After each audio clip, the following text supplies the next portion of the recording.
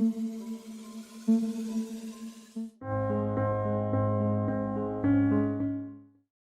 Tribuners, hari ini kita berjumpa lagi dalam wawancara khusus bersama seorang tokoh, gitu ya. Tokoh yang bersama kita kali ini adalah seorang pejabat yang kalau kita kita lihat itu jarang sekali muncul di media. Muncul ketika ada persoalan gede gitu. Tetapi selama sehari-hari jarang sekali muncul. Nah, kita perkenalkan tamu kita hari ini, Bapak Agus Khotib, ya, Kepala Perwakilan BPK Jawa Barat. Selamat siang, Pak. Selamat siang. Sehat, Pak? Alhamdulillah. Terima kasih sudah mau bersedia mampir ke studio kami di Tribun Jabar. Kita akan berbincang-bincang santai-santai aja, Pak. Ya. Sebelumnya mungkin Pak Agus bisa memperkenalkan diri, profilnya dulu dari mana sebelum di Jawa Barat di mana? Ya, Mangga, Pak. baik, terima kasih Pak Adi. Ini sangat menarik ya. Jadi saya lahir besar di Jakarta, di Pak Adi. Jakarta. Lahir besar di Jakarta, tepatnya saya lahir tanggal 30 Agustus 1968. Saya udah memasuki tahun ke-54. Kalau Pak Adi kan masih 50. Masih 50, Pak.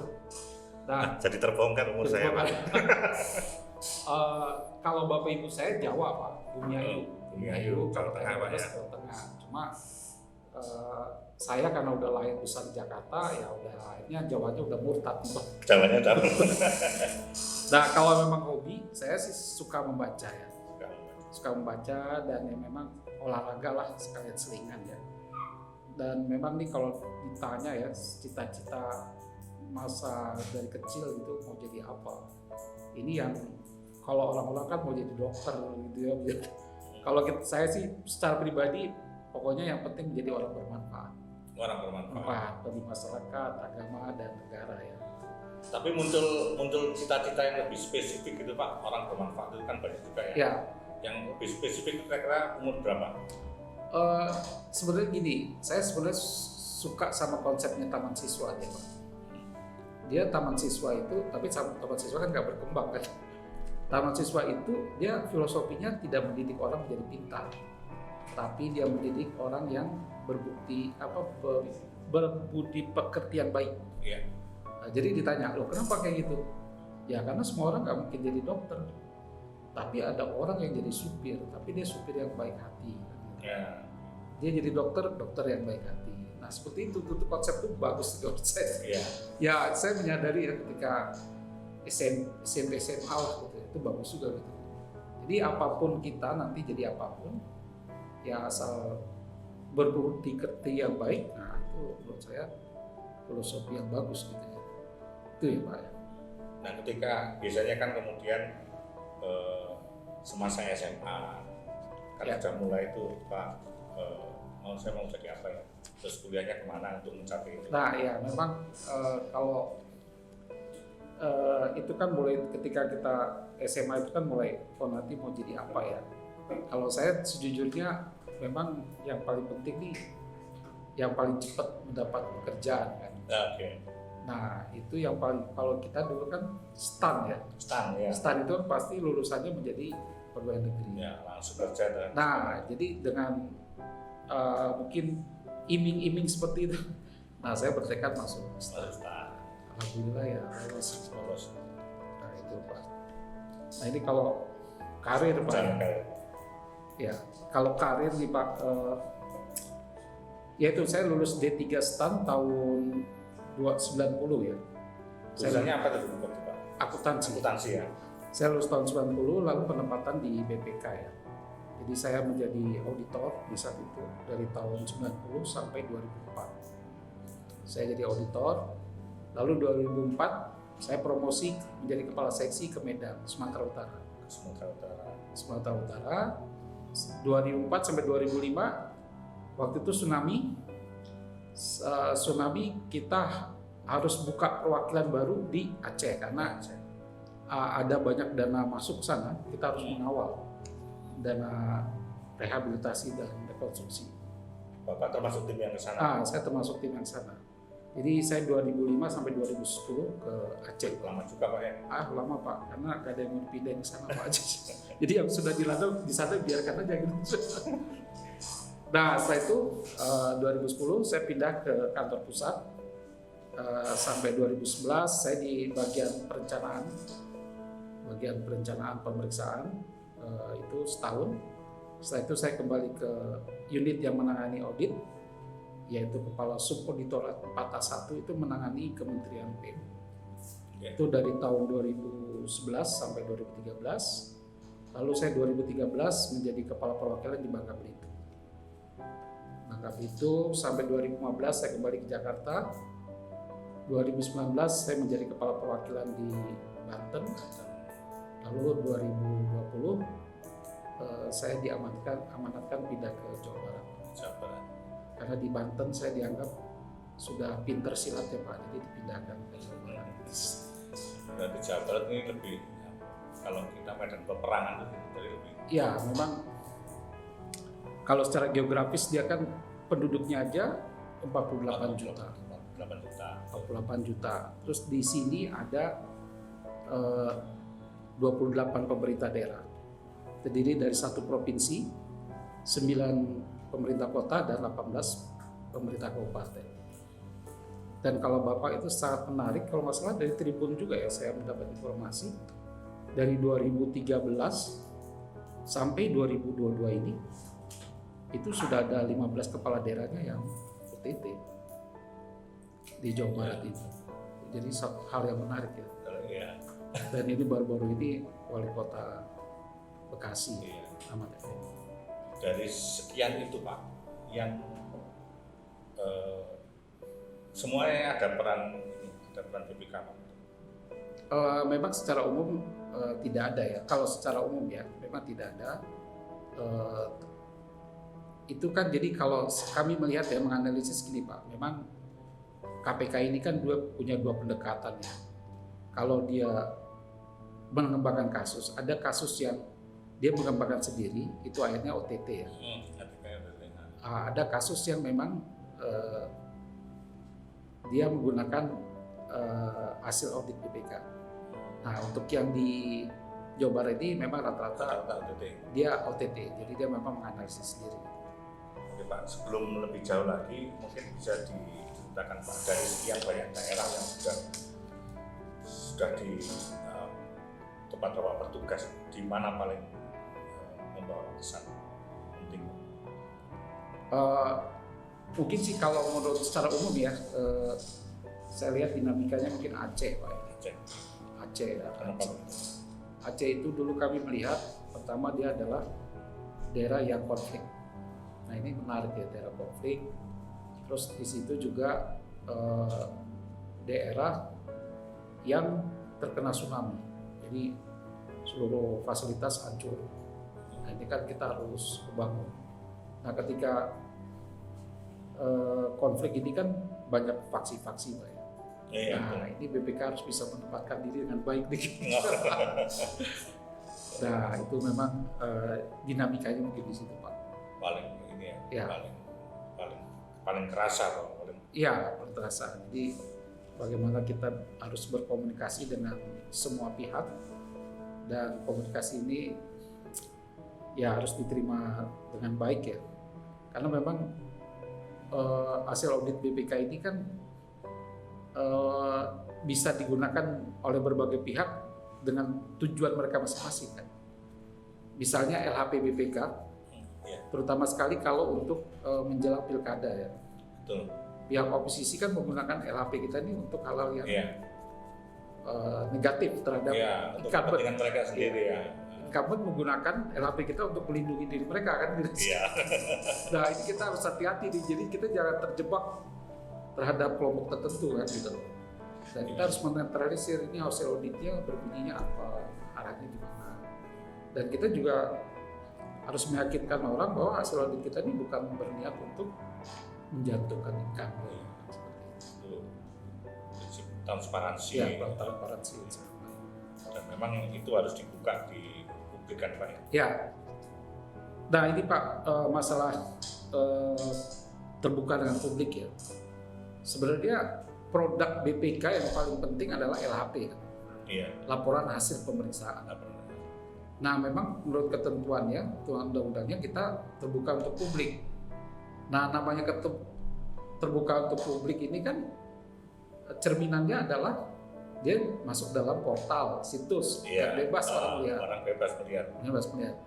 Dulu kita melakukan seperti itu Pak. Kita upload ke portal, semua orang punya hak untuk mengakses.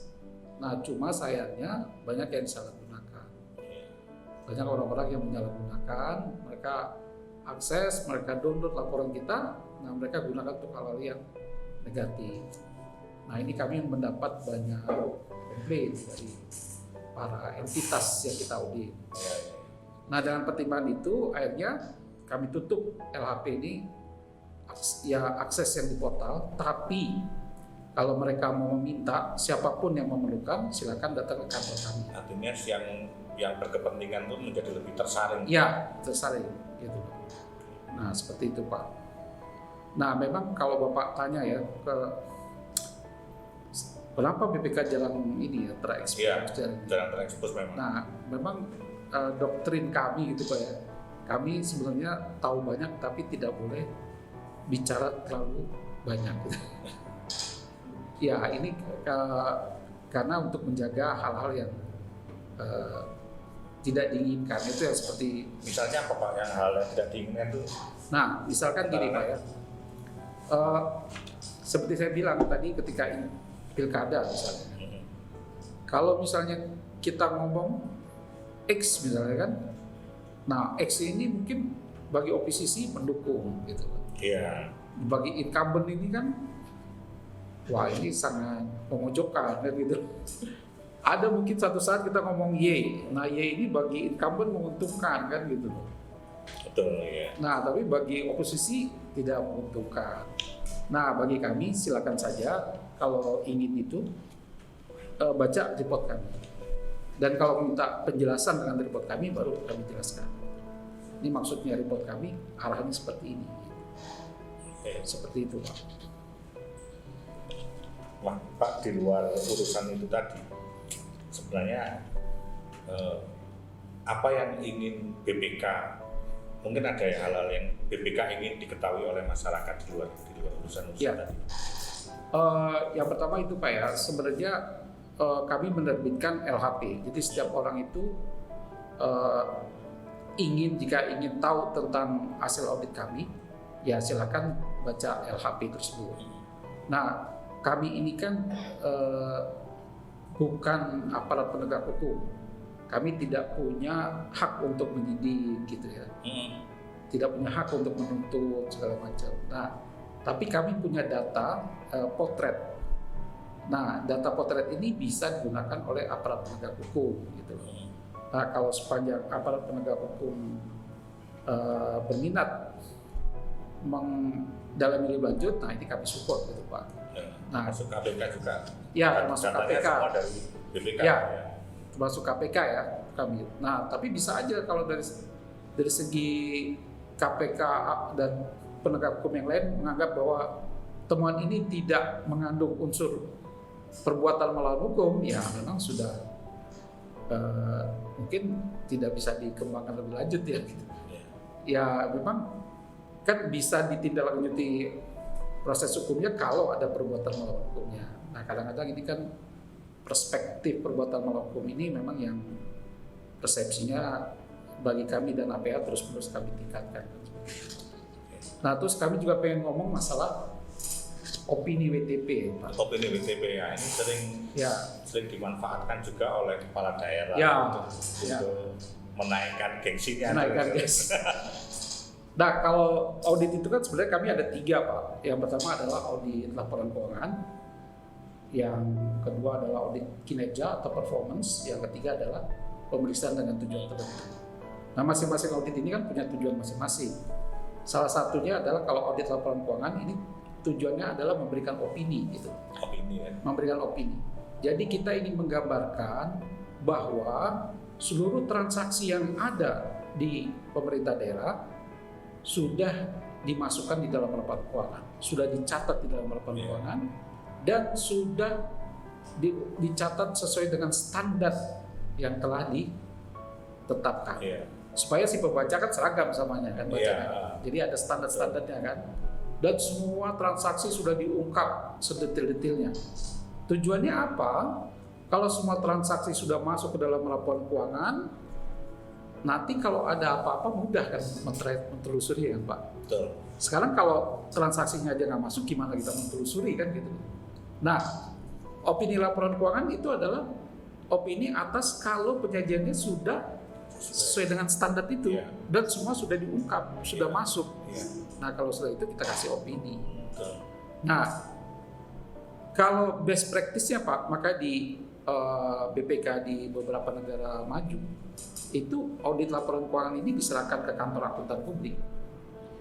Karena mereka sudah rapi kan, sudah transparan. BPK tujuan kerjain apa dong? Ya BPK akan banyak ke investigasi audit dan performance gitu loh.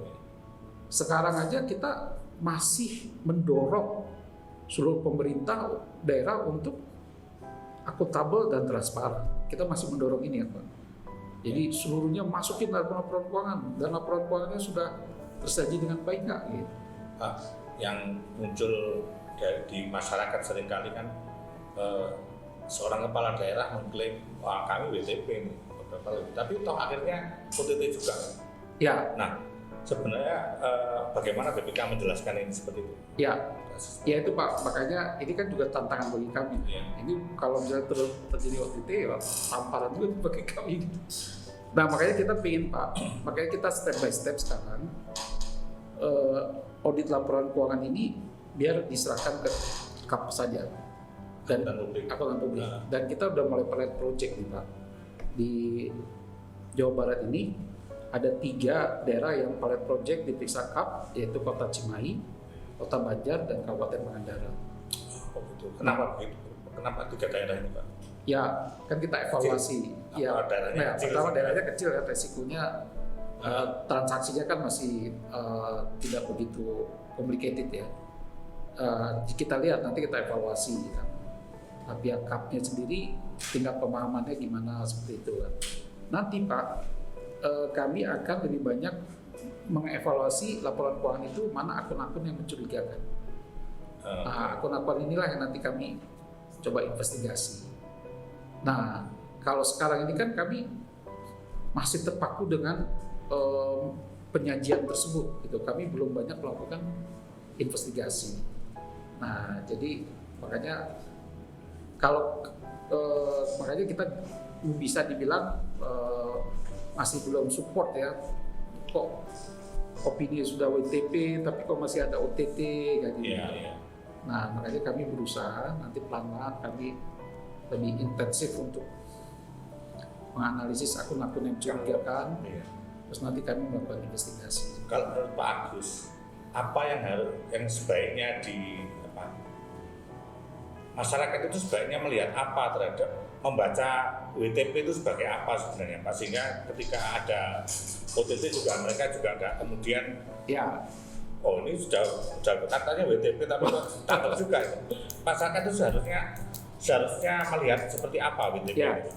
Ya, yang pertama bahwa kalau udah WTP itu seluruh transaksi sudah diungkap di dalam laporan keuangan dan penyajiannya sudah sesuai dengan standar, kan seperti itu Pak.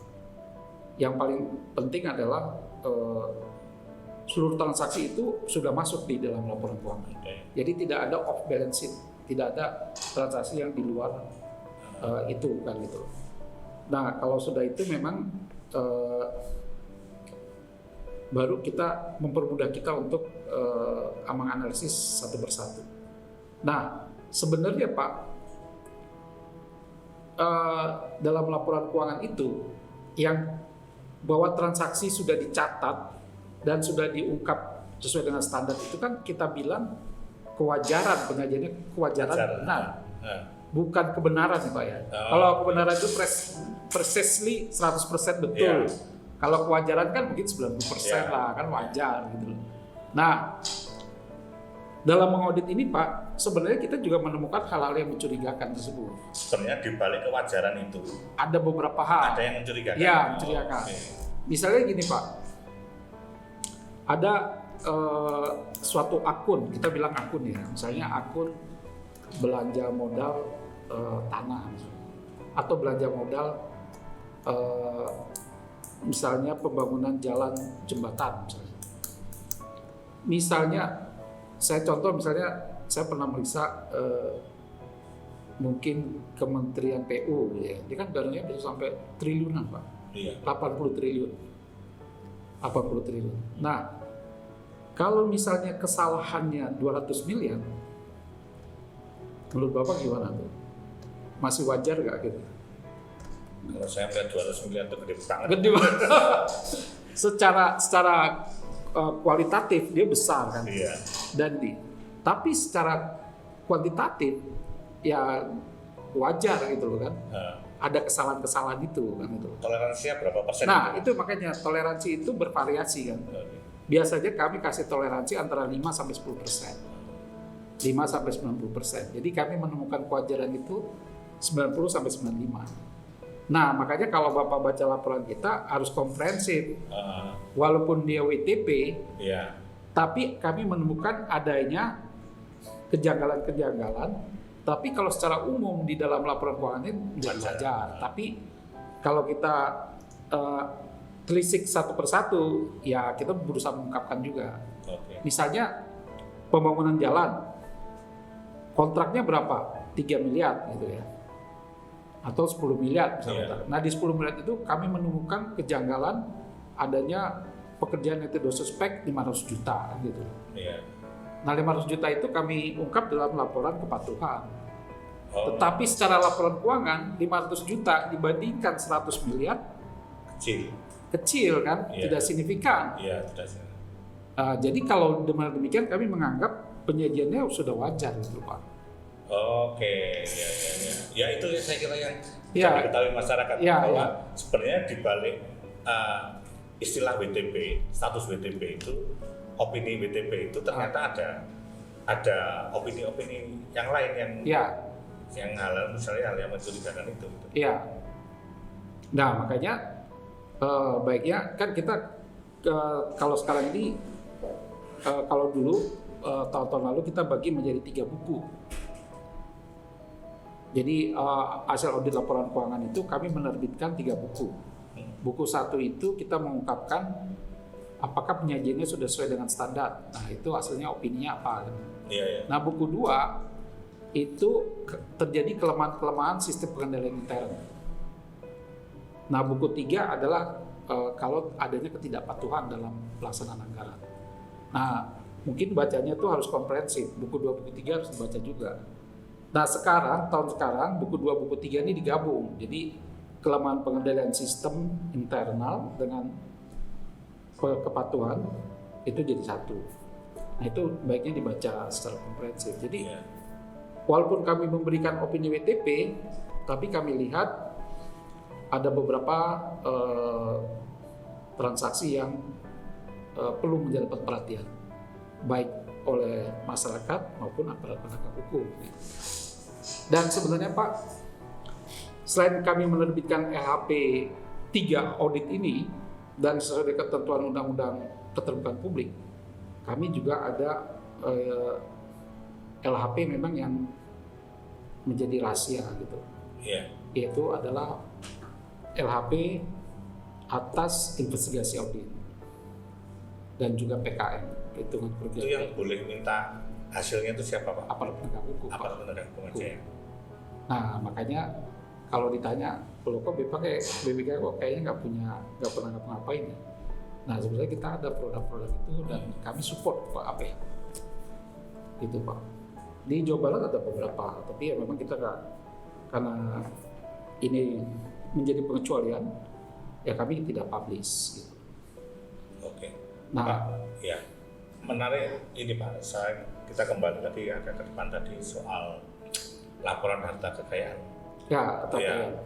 Kalau yang sering muncul di media itu adalah ini pejabat A tahun 2 tahun yang lalu katanya sekian, kemudian sekarang dia naik berapa persen? Ya. Naiknya kadang-kadang bisa sampai berkali-kali lipat. Ya. Itu apakah itu juga menjadi semacam kecurigaan BPK untuk mengaudit seorang pejabat? Ya. Ini beda domain Pak ya. Beda Kalau domain. LHKPN ini kan domainnya KPK, gitu. KPK ya. Bukan BPK. Jadi mungkin saya tidak bisa explore lebih banyak. Oke. Ya kalau ditanya kenapa LHKPN-nya berubah signifikan gitu, terus ada yang mungkin tidak melaporkan, nah ini mungkin domainnya KPK. Domainnya KPK ya. Jadi kami tidak bisa berbuat apa-apa. Dan di kami sendiri pejabat struktural dan para auditor itu wajib mengisi LHKPN, wajib bagi kami. Cuma bukan domainnya BPK ya. Bukan domain BPK. Pak, apakah ada layanan di BPK itu yang bersentuhan langsung dengan masyarakat Nah ini umum? Pak, makanya kalau ngomongin ini agak susah Pak. Makanya kami selalu gagal Pak menjadi satuan kerja yang istilahnya wilayah WBBM ya, wilayah bersih, bebas dan melayani gitu. Karena nggak ada produk. Pasti kenapa Pak? Produk kita sebenarnya nggak disukai masyarakat kalau. Iya betul ya. Nah seperti saya bilang, produk kami sebenarnya LHP kan. Apa ya? LHP. Nah di samping LHP sebenarnya kami juga berusaha meng-create suatu produk yang bisa melayani masyarakat. Ya salah satunya adalah produk yang kita bilang di unit jaringan dokumentasi dan informasi hukum UJDIA. Nah itu kita mengumpulkan peraturan-peraturan dari level yang tertinggi sampai yang terendah. Misalnya kita di Kota Bandung, yang tertingginya kan undang-undang pemerintah pusat kan, sampai yang terendah Perda, keputusan kepala daerah kita kumpulin. Nah silakan kalau Bapak Ibu masyarakat mau memanfaatkan silakan download. Dan ini kami lihat nih cenderungannya meningkat nih mereka yang download. Oh kira-kira kenapa Pak? Ya mereka mungkin butuh, karena misalnya bisa aja orang mau investasi, izin ini ada izinnya nggak sih, boleh nggak sih, prosedurnya gimana sih? Nah itu kan ada di Perda, ada di keputusan kepala daerah. Itu gitu. tercatat nggak Pak siapa saja yang mendownload? Orang ini profesinya apa gitu? Tercatat nggak? Mungkin sampai saat ini belum ya, paling cuma jumlahnya. Jumlah yang mendownload berapa orang gitu. Nah terus ada lagi produk kami yang lain, yaitu kami membuat yang namanya catatan berita. Jadi misalnya ada dari koran, dari media, baik media ini media cetak maupun media digital. Terus misalnya terdapat bantuan sosial yang tidak tepat sasaran. Nah, dari Tribun News gitu. Nah, kita cuplik, terus kita analisis. Kita kasih lah apa yang disebut dengan bantuan sosial. Bantuan sosial menurut undang-undang sekian, ini adalah gini. Terus siapa yang berhak menerima ini. Nah, ternyata dalam berita itu kan bukan orang ini yang menerima, sehingga terjadi ketidakpatuhan kayak gitu. Jadi kita semacam mengedukasi masyarakat. Catatan berita namanya. Catatan berita ya. Itu yang paling dekat dengan masyarakat. Paling dekat dengan masyarakat. Dan itu kayaknya juga masyarakat tuh sudah menggemari itu kayak gitu. Dan kita lihat ada beberapa yang sudah. Kalau peningkatan muncul mulai tahun berapa Pak? Peningkatan? Ya kan proses digital itu mungkin kita mulai berkembang itu 2015-an ya, proses digital ya. 2015 digital kan tidak di kami saja, mungkin semua orang ya. Dan kami melihat ini kan juga sebuah peluang, sebuah ruang yang bisa kami manfaatkan. Jadi kami coba upload itu supaya mungkin ini ada data bahwa peningkatan itu misalnya terkait informasi terkait bantuan sosial, apakah itu mungkin muncul setelah kasus penyelewengan bansos kemarin, apakah seperti itu mungkin ada momentum tertentu yang aksesnya itu kemudian meningkat. Mengaksesnya kita belum menganalisis seperti itu ya. Tapi memang kami punya Kasubag Hukum, dia menganalisis misalnya berita-berita media mana yang menurut kami ini perlu untuk diedukasi ke masyarakat. Nah, kami cuplik, kami kasih analisis hukumnya, masalah hukum terkait dan kita analisis sedikit. Nah, pembaca bisa memahami. Nah, selama ini sosialisasinya pasif dengan menunggu orang datang mengakses itu atau ya, BPK aktif, Pak? Memang agak pasif, Pak. Makanya disinilah salah satu kami ketemu Bapak ini salah satu tujuannya. Oh, siap. Memberikan Ya. mensosialisasikan apa aja yang ada di BPK gitu loh. Nah, mungkin ya itu karena BPK image-nya kan serius, Pak. Iya. Serius dan kita memang harus silence. Jadi Tribuners penting nonton ini, mencermati. Mungkin bisa di highlight lagi, Pak, soal itu tadi, Pak, supaya kita bisa mengulangi lagi, Tribuners bisa mengakses layanan itu tadi, ada edukasinya. Jadi di kita itu ada namanya catatan berita. Catatan berita. Nah, catatan berita itu kita mengekstrak ya dari media-media baik cetak maupun digital. Kita lihat ini case-nya penting atau tidak penting untuk masyarakat tahu. Nah, itu biasanya kami ekstrak, lalu kami analisis dan kami publikasi di situ. Oke. Jadi setiap orang bisa tahu nanti misalnya apa sih bantuan sosial gitu loh. Nah, bantuan sosial definisinya apa, terus adanya di peraturan di mana, undang-undang atau di PP atau di Permendagri, terus ada di Perda, terus siapa aja yang harus menerima, nah, kayak gitu, Pak. Selain bantuan sosial, topik apa lagi, Pak, yang menjadi apa? Ya misalnya topik-topik apa terjadi pekerjaan yang tidak sesuai dengan spek, misalnya kayak gitu ya. Kalau misalnya di satu tempat nih ada kayak kemarin yang lagi viral tuh Pak Ganjar nendang. Kalau itu tidak lah. Enggak kayak gitu ya. Itu Jadi kita terkait pakai dana APBN juga, APBD, Pak. Pembangunan sekolah yang kemudian ternyata ini nggak sesuai dengan spek. Itu bisa. Bisa itu. Jadi kayak gitu. Jadi kami sebenarnya terkait dengan pengelolaan keuangan. Lebih pengelolaan. Dan sebenarnya ada lagi produk kami ya memang sebenarnya kalau masyarakat ingin detail tentang ini, di samping ke portal bisa juga datang ke kami, Pak ya. Layanan EPPID ya. EPPID itu apa, Pak? Elektronik Permintaan Informasi Pengaduan Masyarakat ya. Oke. Nah, ini bisa datang ke kami, Pak. Sebenarnya juga bisa melalui akses di situs kami ya, bisa juga. Tapi kan biasanya ada orang yang sukanya datang. Tapi karena situasi COVID sekarang ya, karena kami agak tutup juga gitu, Pak. Oke, nanti kita bikin cantumkan linknya di bawah ya, deskripsi ya. Bisa. Betul, ya, linknya. Kami sudah siapkan juga di sebenarnya linknya ya. Tuh. Pak, mungkin dalam kesempatan ini mungkin Pak Agus bisa meng-highlight apa sih mungkin ada kesalahan-kesalahan pandangan dari masyarakat yang selama ini diderita oleh BPK.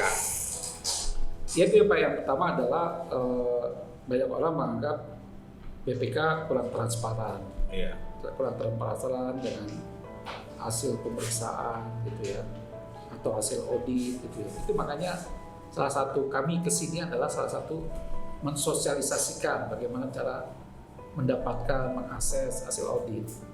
Ya itu, Pak, makanya BPK ini kan selama ini kan kesannya silent ya. Dan terus kita kelihatannya serius banget nih, auditor serius gitu.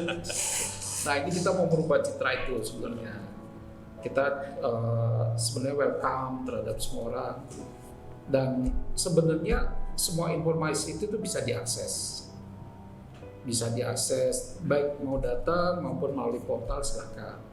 Tapi memang ada beberapa hasil audit yang sesuai dengan undang-undang itu terbatas, maksudnya tidak terbuka. Ya, hanya penegak hukum yang boleh tahu. Iya, penegak hukum. Jadi itulah yang membuat kesan kami ya tidak transparan ya gitu.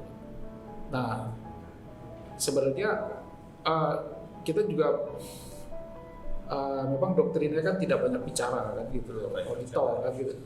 Jadi walaupun kita tahu banyak, jangan banyak bicara. Takutnya nanti salah-salah repot juga. Iya, dimanfaatkan orang. Iya, itu yang gawat. Ya.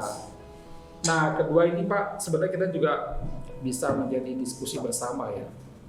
Masalah mungkin auditor-auditor yang bisa diajak negosiasi. Ini kan juga penting ya. Dan ini Oh iya, betul. Mungkin kalau ekstrimnya auditor-auditor nakal lah gitu. Iya. Ya ini sangat penting gitu.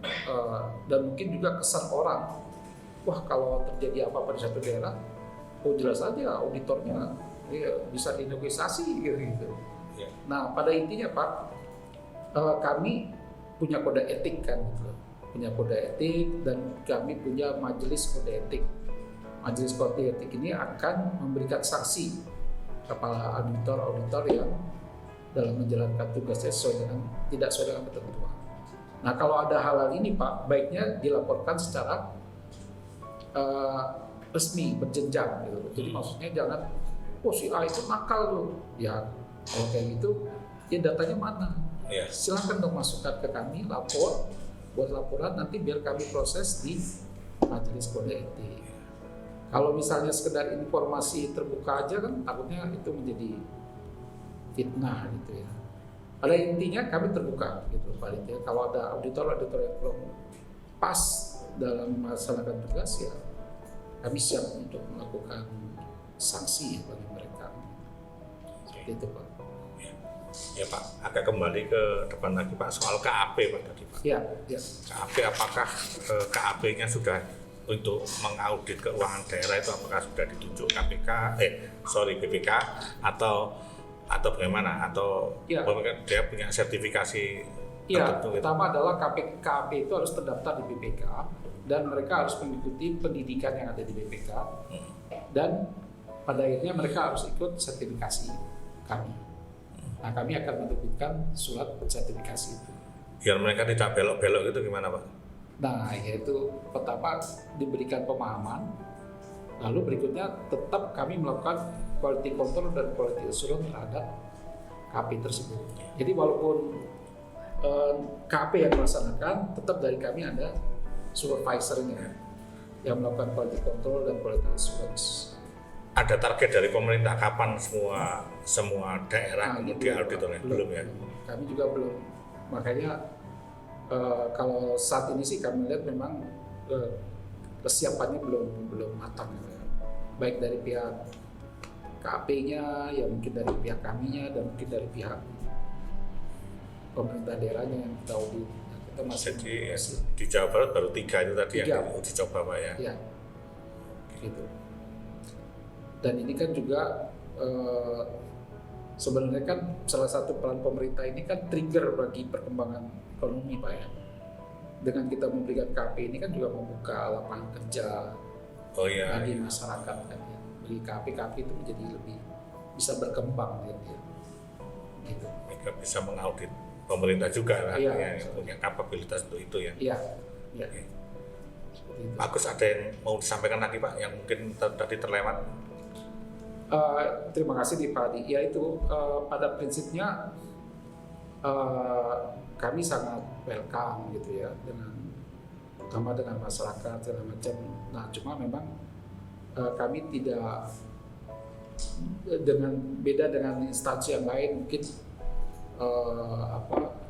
pelayanannya jelas terbuka untuk umum gitu. Nah betul. Kalau kami ini kan agak sedikit doktrinnya ya tuh tidak banyak bicara.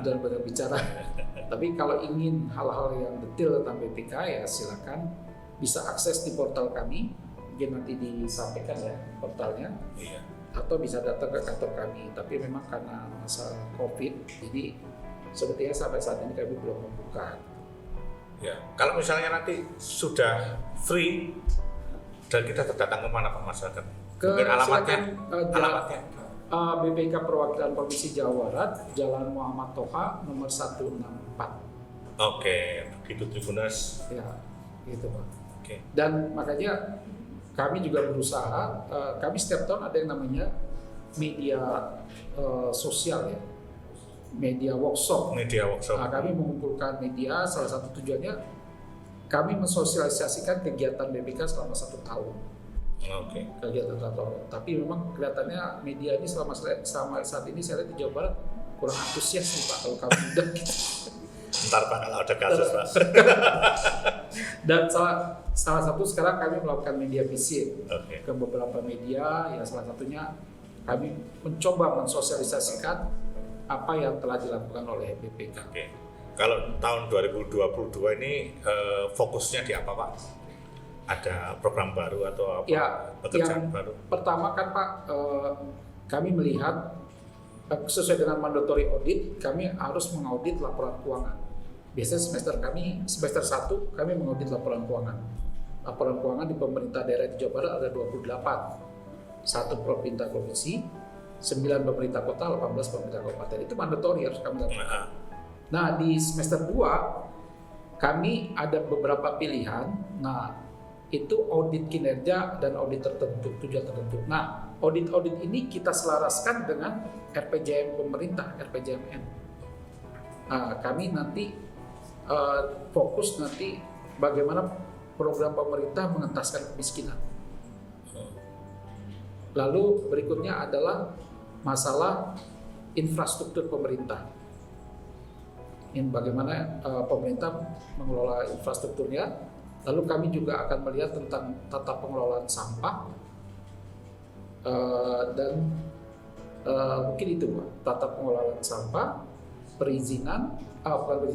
kemiskinan dan infrastruktur.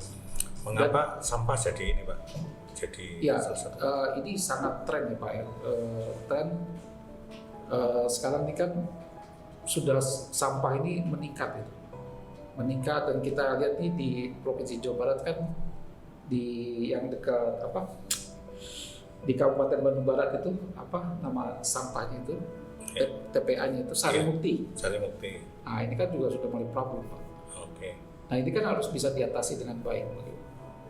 Concern BPK-nya di apanya Pak? Ya, kita mendorong pemerintah daerah memecahkan masalah ini. Nah, kita ikut membantu bagaimana kekurangan apa yang harus bisa dikembangkan. Gitu.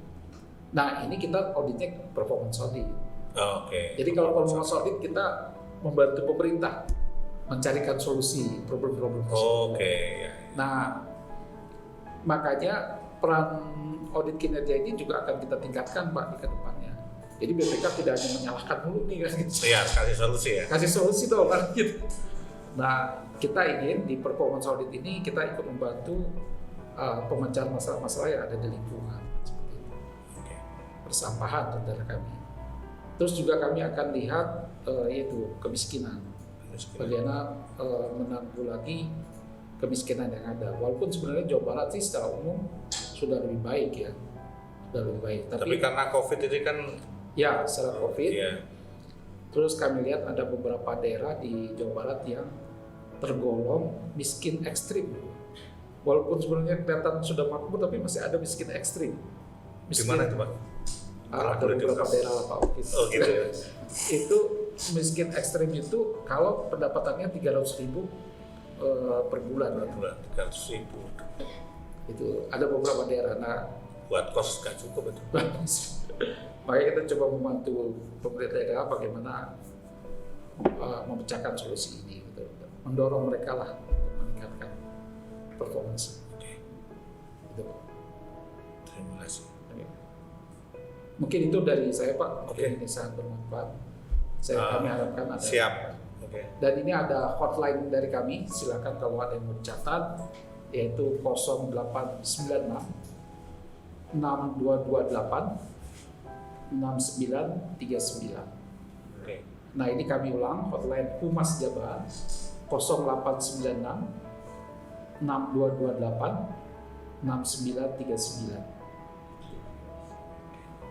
Mungkin itu Pak. Terima kasih Pak Agus Khotib atas sharingnya di studio kami. Terima kasih, saya kira ini akan menjadi manfaat yang sangat besar buat masyarakat. Terlebih masyarakat sekarang akan jauh lebih mengenal BPK. BPK itu kerjanya apa saja sih? Kenapa kok selama ini terkesan nggak terdengar ya? Ya. Tapi pekerjaannya memang luar biasa. Itu mengaudit duit rakyat. Saya kira itu Tribuners, sampai ketemu lagi di lain waktu di wawancara khusus dengan tokoh-tokoh yang lain yang saya pastikan akan juga sama hebatnya. Terima kasih, selamat siang.